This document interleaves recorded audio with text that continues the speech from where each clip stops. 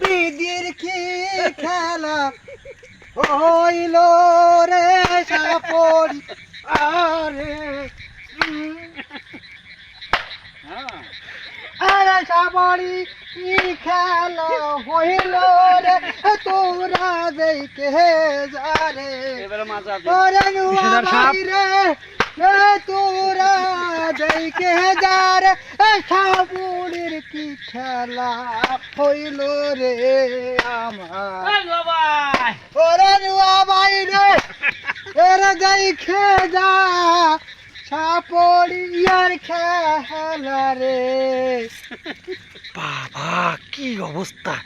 এই যদি কারো পাতলে পল্টো তাহলে মনে করো একে ঘাইতি জীবন শেষ করে ফেল দিত। বাবা মারাত্মক সাপ মারা যেত